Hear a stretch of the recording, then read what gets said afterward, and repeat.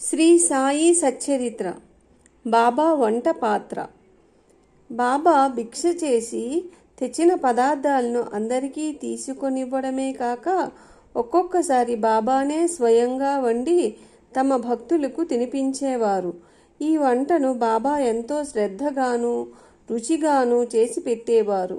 బజారుకు వెళ్ళి కావలసిన పదార్థాలైన ధాన్యము, పిండి, మసాలా సామానులు అన్నీ డబ్బిచ్చి కొని బాబానే వాటిని స్వయంగా విసిరి మసీదు ముందున్న ఖాళీ జాగాలో పొయ్యి పెట్టి దాని మీద పాత్రను పెట్టి నీళ్లు పోసి వంట ప్రారంభించేవారు.